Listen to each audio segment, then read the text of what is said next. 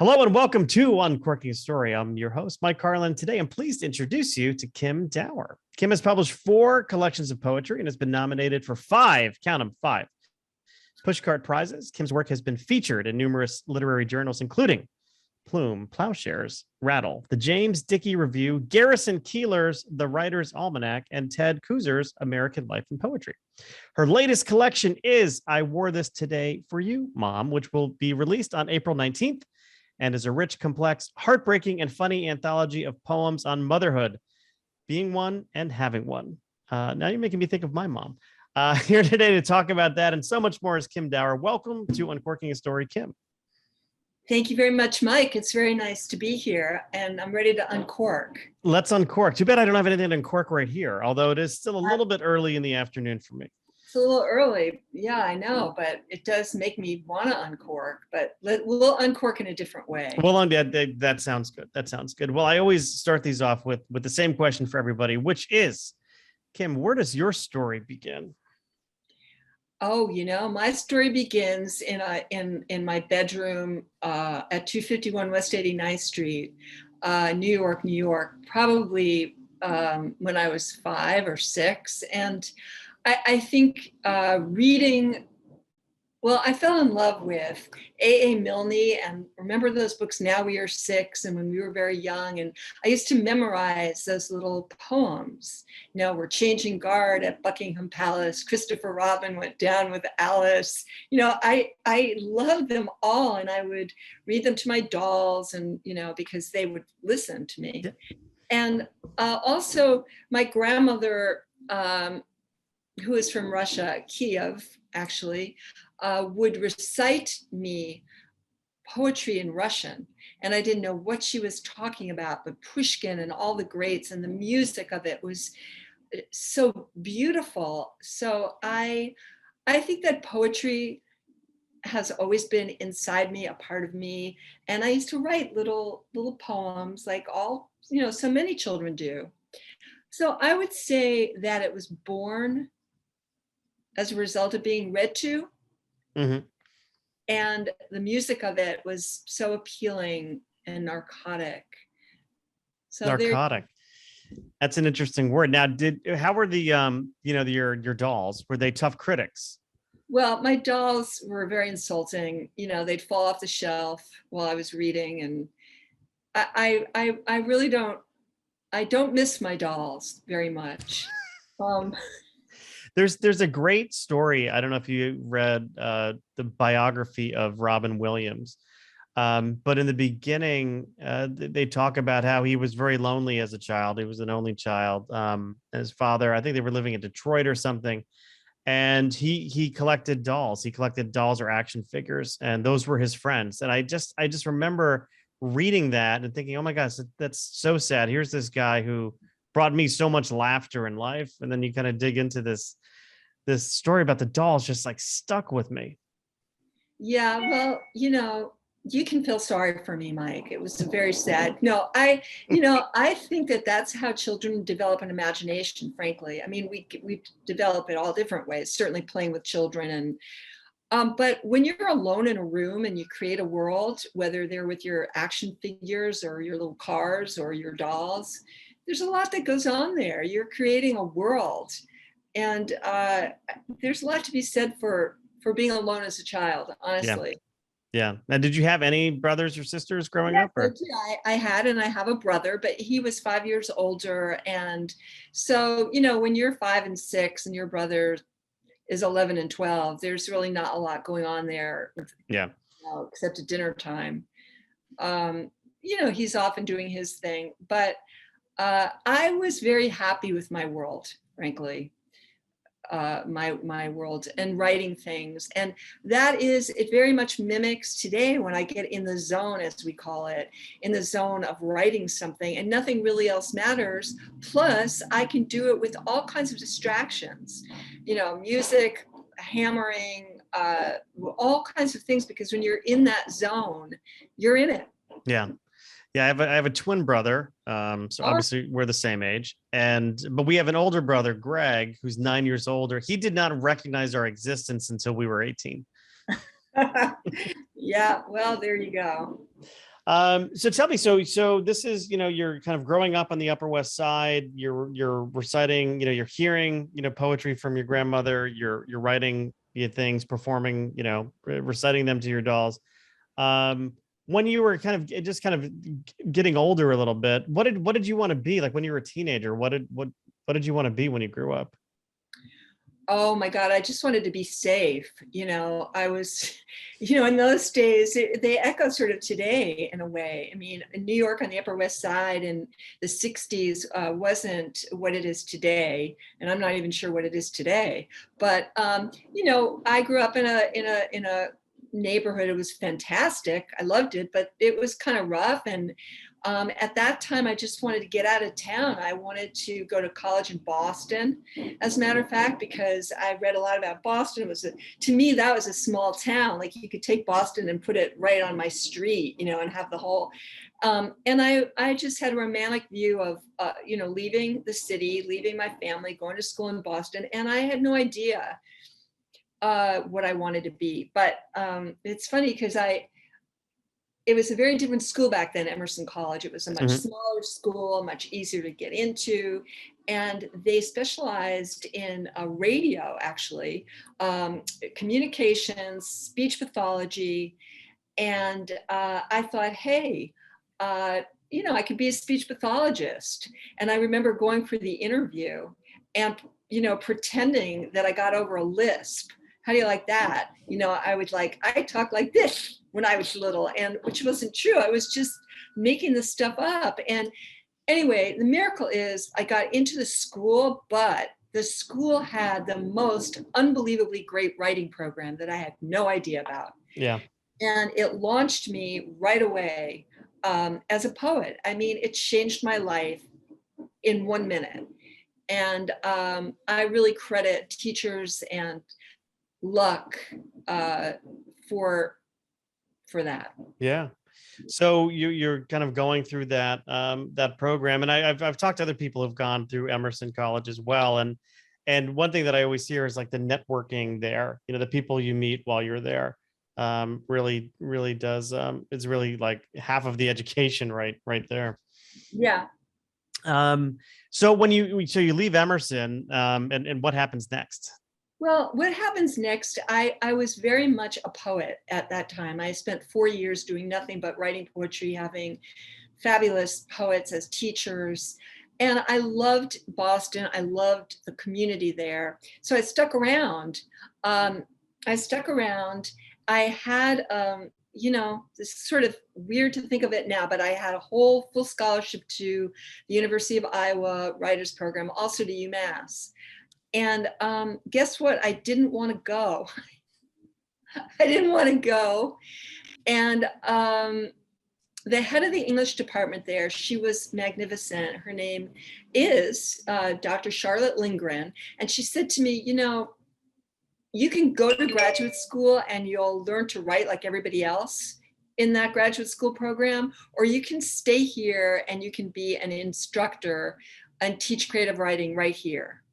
And the head of the writing program, Dr. James Randall, who was a great mentor, he loved the idea. It was just so much love, can I say? And so I stuck around for 3 years. And then guess what, Mike? Boston, I mean, you live in the East Coast, it was freezing. I couldn't stand one more winter. Poets were seriously, it was depressing to be a poet back then, especially a woman. There weren't a lot of women to emulate. The ones I did both killed themselves, Sylvia Plath and Sexton. I mean, seriously, it was a dark time in the middle 70s, late 70s. And my brother had moved to Los Angeles. My parents had moved. So I picked up and moved to Los Angeles. And I was with someone at the time who also wanted to move there, and we left. Right. So this is we're talking the mid 70s here. Late 70s. Late 70s. So you've got a great music scene going on at this point in time in LA, right? I mean, you've got. Oh my God! I lived up the street from the Whiskey, up this big hill called Clark Street, and And down at the Whiskey, you would go down there any given day, and in the middle of the day, it would be Elvis Costello would be just practicing, or Blondie, or, it was a much different scene. And people would just go in there and they would play. The scene was great. I wasn't part of that scene, but I was certainly a happy listener, Right. And I started a whole new life. I sort of abandoned, I never truly abandoned poetry, but I certainly wasn't teaching it. Nobody out here that I knew was writing it or cared anything about it. It was being like ripped from this academic poetry world to this writing screenplays, making movies, working for a literary agent. I won't even tell you about the whole other scene that I'm sure you can imagine, but there was a lot going on. I'm curious. But leaving Boston, kind of going into LA, which is, probably feels like another planet. You're in this almost this cultural revolution that's going on there. Yeah. You said you kind of put poetry on hold, it sounds like. So Yeah. how did you make a living? And is this when Kim from LA was born, or do we have to wait a little bit for that? I had to wait a little bit, but it's interesting because I know one of the questions that you ask people is, if you weren't a writer, how would you make a living? Well, I think, what writer makes a living as a writer? It's very true. You do some great best-selling authors on your show, and they do, but most of us writers and all of us poets make a living by doing something else. Right. And you either choose the academic world, or you choose, Wallace Stevens sold insurance. And he's one of my heroes. I have one of his quotes, one of his poems on my desk at all times to remind me that he was selling insurance. Yeah. But it's funny. I had somebody come up to me recently and said, Mike, you have your 8th book out. Do you still work in marketing? And I'm like, do I still work in marketing? Yeah. I'm like, I need to eat. Like I've got 3 kids in college. It almost costs you money to be an author sometimes. Well, it does. Indeed, it does. Because you take a lot of time away from the thing that earns you the money. Yeah. It's very challenging. People always say, I'll go to a doctor, or I'll go to some other professional for something, and they'll say, wow, you're a writer. I think I'm going to write a book one day. And I never think, gee, I think I'm going to be a doctor one day. It's everybody, fine. Everyone wants to write a book, which is great. But, so back to your question, once I made that decision not to go the academic route, not to go to graduate school, not to teach, then you have to earn a living doing something. And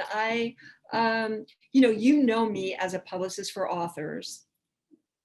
And so I found a job in LA working for a small publisher, a wonderful man named Jeremy Tarcher, who was married to Sherry Lewis, the puppet, lamb chop. Oh yeah, sure. Yeah. Yeah, he was a wonderful publisher of what we used to call then New Age books. It was right at the beginning of all of this. Drawing on the Right Side of the Brain, The Aquarian Conspiracy, these titles that the East Coast was, what is that? Now, of course, they're mainstream. He was definitely, he saw the future. There is no question. But I was his secretary in the days when that's what you called them, secretaries. We weren't assistants, we were secretaries. And one day, he said to me, would you like to be a publicist? And I said, what does that mean? And he said, well, you would, work with these books and authors and try to get them publicity. And there was no computers yet. And I said, you mean I talk on the phone all day and try to convince people to talk to my author? And he said, yeah, and you write a press release. And I said, and that you get paid for that? I was born for it. Yeah. So I did that for him. I did that for about 3 years. I promoted some amazing books. I learned everything in his shop. And then I started my own company, Kim from LA. Yeah. Wow. So I always had a fascination with publicists. One of my favorite books is Herman Wouk's Don't Stop the Carnival. Ah. And in that, the main character is Norman Paperman, who is a Broadway, press agent. Ah. And then Jimmy Buffett years later like turned that story into a musical. And now I have that song, The Legend of Norman Paperman, playing in my head. I can't get it to stop. Hopefully it will before the end of our time. But I've always been amazed by people who could get ink, so to speak.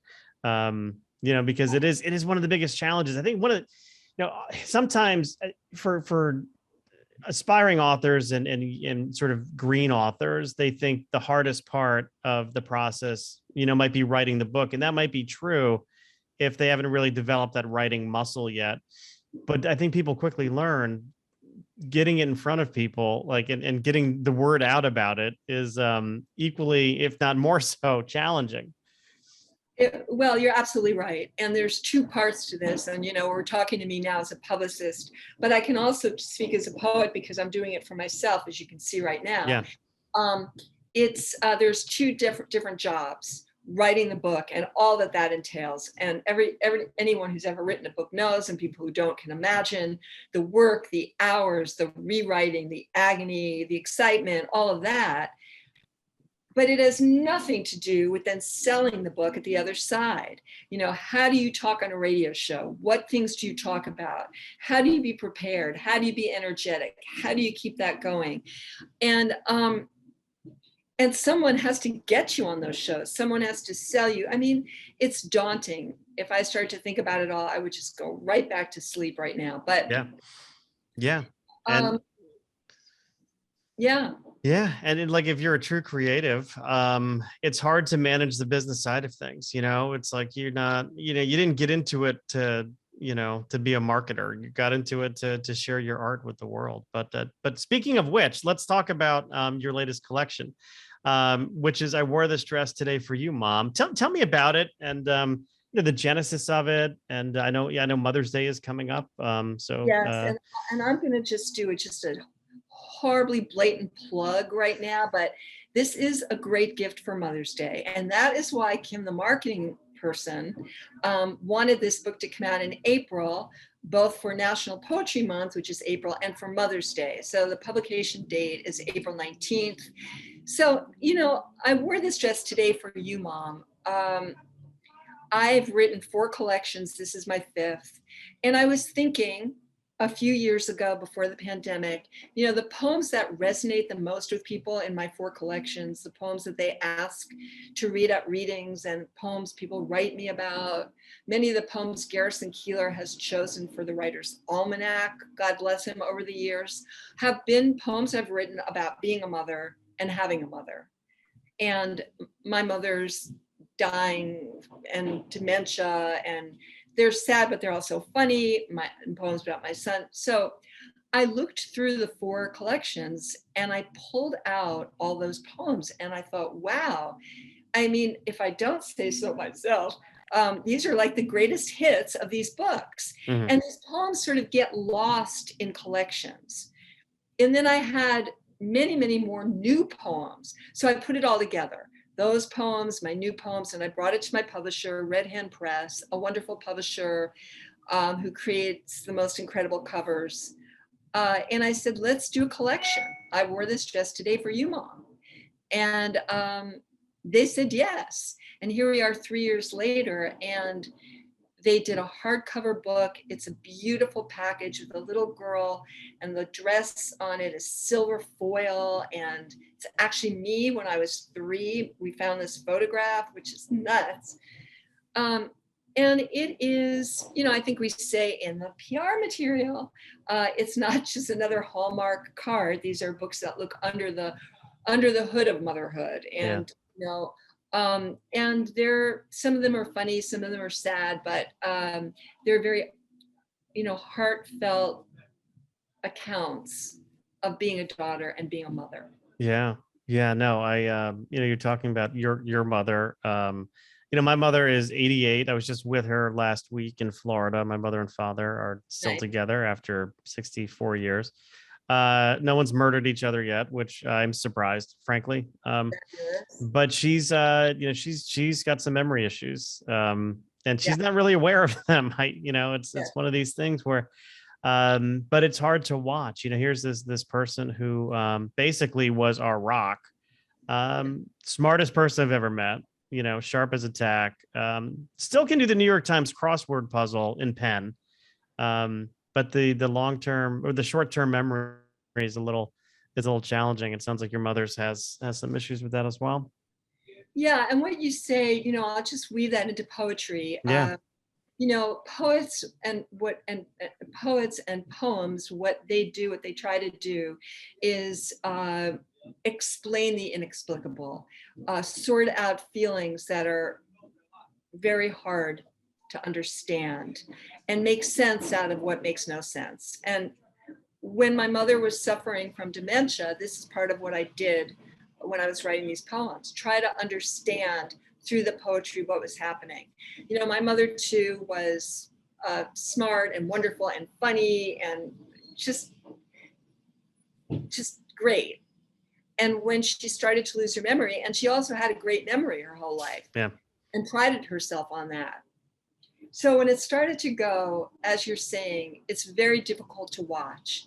I had my mother till she was 89, and the decline was fairly swift, and it began around 87. Mm-hmm. And then, it would be a loop. How's your how's my beautiful grandson? And I would like, oh, Mom, he's in law school. Oh my God, he's in law school. That's fantastic. And then a minute would go by. How's my, and so this is, what do you do? I would leave with that. And you can go home and like drink a bottle of something or call your best friend, or, or you can write a poem and try to understand what's going on. So there's a lot of poems in the book about that, but they're kind of funny. Mm-hmm. Because I'll find humor anywhere. And, they're sad and funny is what they are. Yeah, I mean, you kind of have to find the humor. I mean, just to keep your own sanity. And I think that's the beautiful thing about, whether you're writing poetry or whether you're writing, a memoir, whether you're writing stand up, in my case, if you can find the humor in a sad situation, then that sad situation kind of loses its power over you. At least I found that anyway, and I do that. In addition to writing, novels, I do stand up, and I find that the things that get the most favorable reaction, to me, are things that where you take something that everybody experiences or most everyone can relate to, and then you can turn it a little bit, but find the funny in something that's sad. Yes. And of course, make yourself the butt of the joke, and you're kind of golden. But yeah, I think you said it. I think that's really, really true. You take, what other people are experiencing. Like in a poem, for example, the facts don't need to be true, because a lot of what I write is made up. The facts don't need to be true. The situation doesn't need to be true, but the feelings do. Yeah. Feelings need to be authentic, and that's, as you say, what you're relating to other people with. Yeah. Yeah. So this is coming out on the 19th. Yes. Where will it be available for those people who want to purchase it in advance of Mother's Day? Well, anywhere, hopefully. I mean, of course, it's always sold on Amazon, but I am a big supporter of the independent bookstores, and this book hopefully will be in most of them. This book should be available at your local favorite bookstore. And if it isn't, they can order it. But it's right up there. I'm sure if you type in, I wore this dress today for you, Mom, Amazon, it'll be waiting for you. But I don't know in Connecticut. I mean, people are listening from all over the country. I know it's all over LA in the independent bookstores. It's in Phoenix at Changing Hands bookstore where I'm going to be. It's Book Passage in San Francisco where I'm going to be. And it should be at Pals. It should be everywhere, really. Yeah. So I've got some questions for you. Some questions I try to ask everybody. Meant to be fun and sometimes thought provoking. We'll see how we net out here. The first one is, Kim, what was your favorite TV show, or what were some of your favorite TV shows when you were a kid? Oh my God. So, I loved Dobie Gillis, for example. I mean, I don't know if your audience isn't nearly as old as I am, but, Dobie Gillis was the first show about like Maynard G. Krebs was like a hippie. It was, I loved the show. I loved that show. I was a huge fan of Westerns. I loved Westerns. And I would sit with my dad and we would watch, like Maverick with Mhm. James Garner was my James Garner, sure. Oh, I have a poem of saying goodbye to James Garner, and Oh, it's in this collection. And it's one of my favorite. People love this poem, and because James Garner had a huge effect on me when I was a kid. I mean, he was like a hero. So I loved all of that. I loved Gunsmoke, and then I loved all the lawyer shows. Perry Mason. These were my favorite shows as a kid. I have a James Garner story for you. And now I've got the Rockford Files theme song in my head. But my parents were in Paris, and they were at some restaurant. Next to them were some of the members of the Rolling Stones. But they had a waiter who kept looking over at my father, and the guy kept like staring at him. And the way I hear the story, I'm like, why the hell is he not paying attention to Keith Richards? But turns out he's like hovering over my father, and then he asked my father for an autograph. And my father worked in sales for American Express. But my father's, he's like, well, who do you think I am? He's like, oh, sir, you are James Garner, aren't you? I'm like, I had never thought of it before, but I guess my dad did look like James Garner when he was younger. I don't know. But No, that's a good thing to look like. yeah, not a bad thing. All right, so we've got some Westerns, Dobie Gillis. How about this one? Artists on your favorite playlists. So who do we find you listening to, either kind of now or even back in the day? Yeah, Who are some of your I feel terrible that I can't name someone now. It's really not. It's terrible. It's so terrible. But I love now who I loved then. But I walk around. I listen to. I'm really in love with Bob Dylan because I pay very careful attention to his lyrics now, Yeah, which sure. just sort of mush around. But now I'm amazed by them, so I listen carefully. I love listening to him. I still love Blondie. I listen to Bruce Springsteen, the Beatles. Especially after seeing that documentary, which blew my mind. Amazing, I mean, amazing documentary. Amazing. And I grew up with the Beatles, literally. I'm one of the lucky people. The timing was from 6th grade to 12th grade. That was the Beatles. Yeah. And then, so every school year had songs that were the songs of that year, that matched that year. And I find that to be a really lucky timing situation. But, who else is on my playlist? It sounds really boring. Like, what's wrong with her? She has no new people. No, that's nothing boring at all. I could name new people. Like the Grammy Awards were on the other night. Yeah. And I mean, I love music, but I am so out of touch with anything modern. Like my kids, I have 3 20-year-olds at home. And we'll be in the car and they'll take over the radio. And first of all, all the music sound, this is old man moment here. All the music sounds the same to me. Yeah. Everything's auto-tuned and there's no talent. But again, that's just me. But I've got 1,001 U2 songs. I know. I mean, I could listen to the Kinks, for hours. And Ray and Dave Davies were supposed to tour, kind of like a reunion tour, and then COVID happened. I hope they do it because I would love to see them live. I know Dave Davies was playing gigs solo, but yeah, I love the Kinks. And yeah. So yeah, that's where I'm at. All good answers there on the music. All good answers. Now we get to something more literary. How do you feel when you're staring at a blank piece of paper or a blank computer screen, depending on how you write, with the intention of writing something? Blank page in front of you. How do you feel?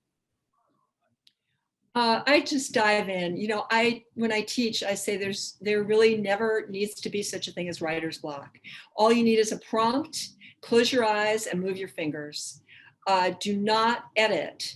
just write. I mean, in poetry, we call it fever writing. Automatic writing is what all the surrealists called it. You turn on a timer for 5 minutes. My mother said this, and you just type and you don't take your fingers off the keys. And the things that you come up with during that time are amazing. So for me, it's not a challenge. It's an invitation to get into the zone. It's like getting down on a mat and starting to lift your legs or do whatever you do when you're exercising. I'm not afraid of the blank page.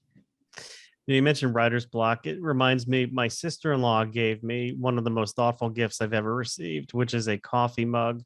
And it's thoughtful because I love coffee. But what was written on the mug was, writer's block. And then underneath it says, when the imaginary people inside your head stop talking to you. I always thought that was funny, and I have it on my desk. How about this? Say something about that, because Yeah. I also, when I do teach, I give different prompts, and there's prompts, but here's the prompt: walked into the supermarket and listen to a conversation. There is always something that you hear that is crazy. I drive around, listen to the radio, and I've pulled over so many times to write down a headline that I would write a poem. I mean, I have this in one of my books, but it's a poem called "They're Taking Chocolate Milk Off the Menu."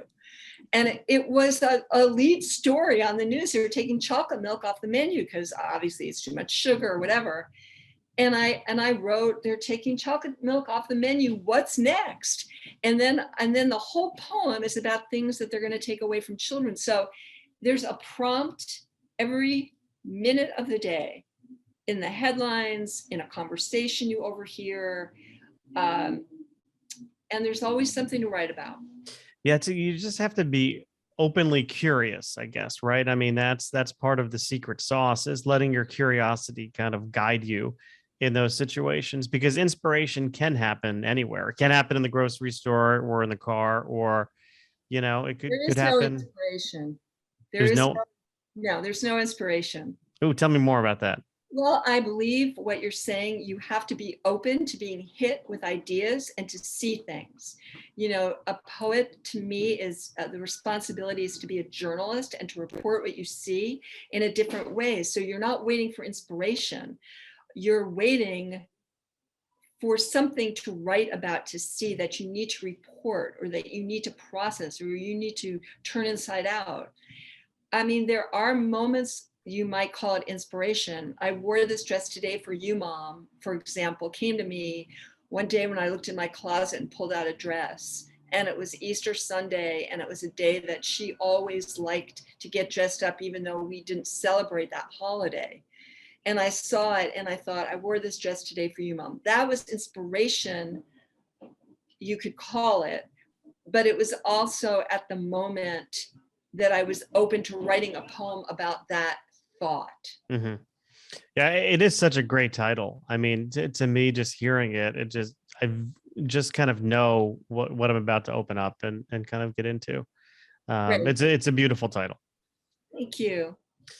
Well, we're kind of talking about advice here. So what advice would you give to an aspiring author or an aspiring poet? In your case, somebody comes up to you and says, "Hey, Kim, I want to do what you do in poetry." What would you tell them?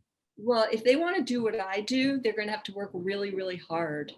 And that's the thing that sadly, I hate to sound again like an old person who listens to the Kinks, but that's something that this generation, oh God, here it comes, doesn't understand, that hard work is all part of it, and that it takes time, because everything's so immediate. All the things, you see yourself, the picture, the Instagram, the this, the that, everything is ready made. But frankly, this took years and years and years. And when I went back to writing poetry, I started to go to poetry workshops every single Saturday again.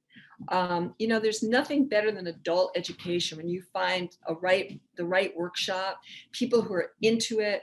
But what would I say? I would say be patient and to say what Joseph Campbell says, follow your bliss. I mean, if this is what you want, do it. Never leave it. If it leaves you, it will come back. And work hard at it. Get your thoughts down fast and then spend days and hours, weeks cutting, editing, molding. Read as many poets as you can. There's so much poetry. There's so many different kinds of poets. And the hardest thing is to find your voice. And once you've got it, it's very exciting to have your voice as a poet. Yeah. Yeah. It's, that's the trick, right? And that comes with repetition, and that comes with just working the muscle, right? I mean, Yes. there's no shortcut. Like I think of like great guitarists who I love. One of the Davies brothers being one of them. But you think of like Eddie Van Halen, like you hear their voice, their style in the way they play, and that comes, just after years of doing it. And the same is true for writers, and the same is true for poets as well. Right. Practice. And You don't abandon it. Don't think, people say, oh, you're only a writer when you get paid for it. Well, that's nonsense.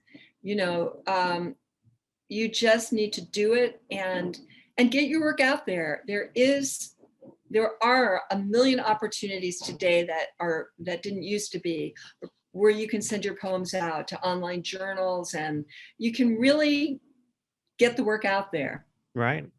And you've worn many hats in your life. What's one career you would like to give a try to? What's one career you'd like to try that you haven't done yet? Oh my God.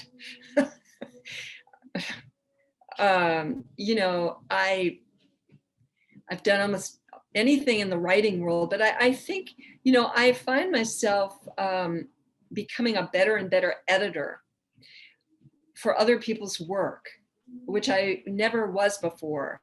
I can really get a piece of writing and know what needs to go and what can stay. It's hard to do that when you're writing your own stuff, of course. Sure. But and being a journalist, I've always admired journalists. I love journalists because they really do report. Unlike a poet, we can make this stuff up. They can't.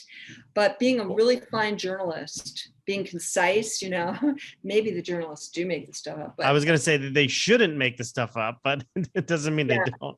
Right.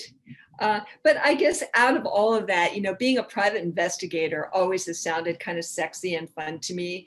Being a PI and having someone come to me and, say their husband is missing and, try to figure out what happened. Right. Yeah, I always wanted to be a detective. My grandfather was a police officer in New Rochelle, New York, and I never got to meet him. He died before I was born. But I always thought, as a person who's really curious, I like to solve puzzles, and I would love to wear that hat at some point in time. I have to settle for writing about detectives, but yeah, that would be fun.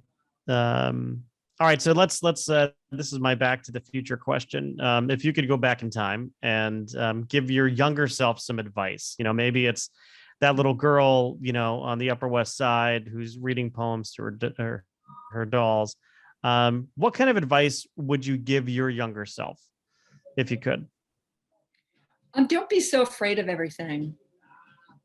Don't be so afraid. It's not so scary as you think. And you're going to be okay. You can handle it. Did you have a lot of fear as a kid? Yeah. I think I was anxious, and I think that I was. It made me funny because I had a sense of humor about those things. I don't know why. But I still do. I used to be agoraphobic, and I would. But I thought it was all very funny. Even when I was suffering, I thought it was funny.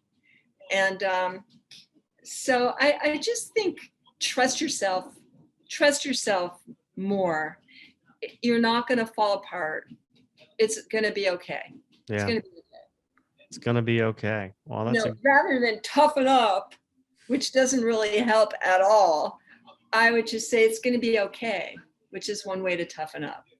Sure. Yeah. The advice to I've had people in my life say "man up" to me, which I find kind of distasteful. But toughen up. You need thicker skin. You're too sensitive. those are some just horrible things to say to somebody, especially if they've got like a creative soul to them. They are Um, they are horrible things to say, but I think it's going to be okay. Maybe you don't need to worry so much. Is a kinder way to make that point. yeah, Um, and so, yeah, I think I would have said that to myself.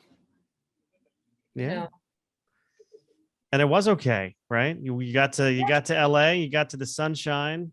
it was all okay. It's really been okay. Yeah. Well, Yeah. I think that's a good point to end on. So just as a reminder, we've got I wore this dress today for you, Mom, released on April 19th. Buy it at your local independently owned bookstore.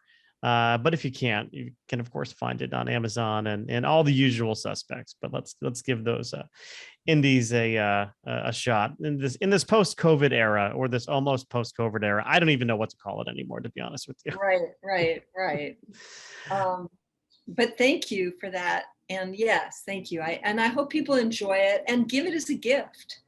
Here I am. But yeah, Yeah, it's a no. nice gift for yourself too, by the way. Well, we can all give gifts to ourselves, can't we? I do it all the time. Absolutely. Kim, thank you very much. It's been a fun conversation.